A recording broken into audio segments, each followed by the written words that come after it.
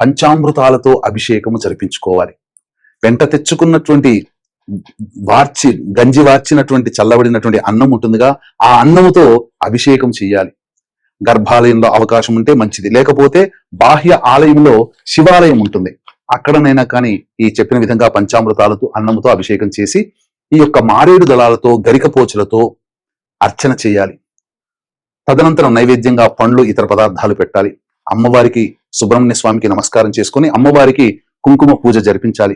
ఆ రోజు ఉపవాసం కనుక ఉంటే సూర్యోదయం నుంచి సూర్యాస్తమయం వరకు ఉపవాసం ఉండి తదనంతరం ఒకసారి ఈశ్వరునికి అర్చన జరిపించుకొని ఆకాశం వైపు నమస్కారం చేసి విరమించవచ్చు.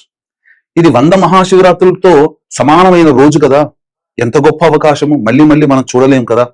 కాబట్టి చక్కగా ఆ రోజంతా కూడాను ఉపవాస నియమాన్ని పాటించి ప్రదోష కాలంలో శివార్చన చేసుకొని శివ మహిమ్న స్తోత్రము వీలైనన్ని సార్లు పారాయణం చేయండి. ఆ రోజంతా జాగారము, శివనామ స్మరణము, భక్తి పాటలతో మునిగి తేలండి.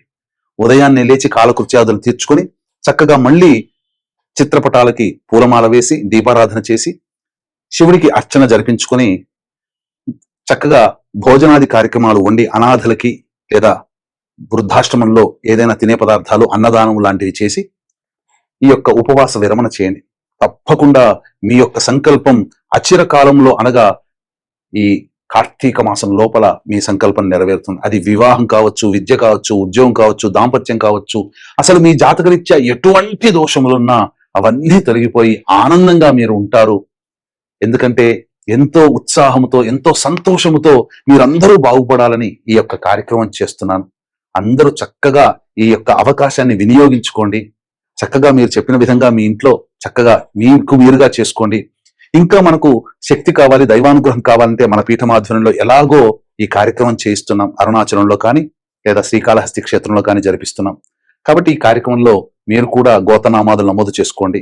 13వ తారీఖు రోజున మధ్యాహ్నం 3 గంటల లోపల చక్కగా మీ యొక్క సందేహం ఏదైనా ఉంటే కామెంట్ రూపంలో తెలియచేయండి. తప్పకుండా మీకు మంచి జరగాలని ఆశిస్తూ సర్వం శ్రీ ఉమామహేశ్వర పరబ్రహ్మార్పణమస్తు.